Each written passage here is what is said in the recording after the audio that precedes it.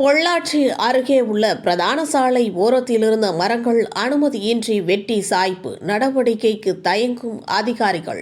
பொள்ளாச்சியிலிருந்து கேரளா செல்லும் முக்கிய சாலை திருச்சூர் ரோடு, பாலக்கோடு ரோடு மற்றும் நடுப்புணியி ரோடு ஆகிய 3 பிரதான சாலைகள் ஆகும். இந்த ரோட்டின் ஓரத்தில் இருந்த சுமார் 10 மரங்களை எவ்வித அனுமதியும் இன்றி தனிநபர் வெட்டி சாய்த்த சம்பவம் பெரும் பரபரப்பை ஏற்படுத்தியுள்ளது. இதில் பொள்ளாச்சி டு கோவை ரோட்டிலிருந்து வடக்கிபாளையம் வழியாக நடுப்புணி செல்லும் பிரதான சாலை இருபுறங்களிலும் பல இடங்களில் பல்வேறு வகையான மரங்கள் உள்ளன.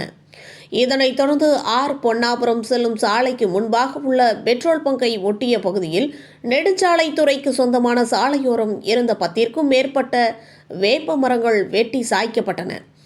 நெடுஞ்சாலைத்துறை, வருவாய்த்துறை உள்ளிட்ட எந்த அரசு துறைகளிலும் அனுமதி பெறாமல் தனிநபர் ஒருவர் விதிகளுக்கு புறம்பாக மரங்களை வெட்டி சாய்த்தது அப்பகுதி மக்களிடையே கடும் அதிருப்தியை ஏற்படுத்தியுள்ளது. இதுகுறித்து சேரன் நகர் சுரேஷ் என்பவர் கூறுகையில், நெடுஞ்சாலைத்துறை அதிகாரிகளிடம் கேட்டால் முறைப்படி வருவாய்த்துறைக்கு புகார் கொடுத்துள்ளோம் என்று கூறி சமாளிக்கின்றனர். வருவாய்த்துறையினரிடம் கேட்டால் முறையாக விசாரணை நடத்திய பிறகு அபராதம் விதிப்போம் என்றும் கூறுகின்றனர். பின்னர் அபராத தொகை எவ்வளவு என்று கேட்டால் ரூபாய் 10,000 என்றும் தெரிவிக்கின்றனர். இதனைத் தொடர்ந்து அப்பகுதிகளில் மரங்களை வெட்டுவதால் இயற்கை சூழல் மிகவும் பாதிக்கப்படும் என சமூக ஆர்வலர்கள் குற்றம் சாட்டுகின்றனர்.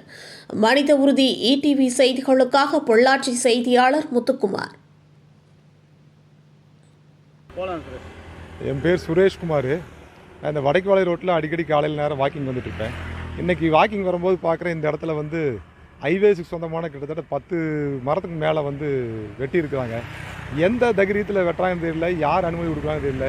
இது அனுமதி வாங்காமல் இந்த மாதிரி பழமை வாங்கி இந்த மாதிரி 50 வயசுக்கு மேலான மரங்களை வெட்டி நம்ம பொள்ளாச்சி சுற்று வட்டாரமே பசுமை வாய்ந்த ஒரு நகரமாக இருக்குது பொள்ளாச்சிங்கிறது.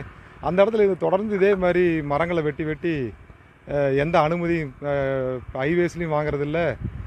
தாசில்தார் மற்ற யார் சம்மந்தப்பட்டவங்க யார்கிட்டையுமே வாங்காமல் சைட்டுகள் வீட்டுமனை விற்பனைக்காக வெட்டி இந்த மாதிரி தொடர்கதையாகவே இருக்குது. இப்போ ரீசெண்டாக கூட இந்த அறநிலைக்கு சொந்தமான கிட்டத்தட்ட 50 வருஷம் பழமை வாய்ந்த மரங்களையும் வெட்டிட்டாங்க. இந்த தொடர் கதை நம்ம பொள்ளாச்சியில் தடுத்து நிறுத்துறதுக்கு உடனடியாக அதிகாரி நடவடிக்கை எடுக்க வேண்டும் என்று தாழ்மையோடு கேட்டுக்கிட்டேன்.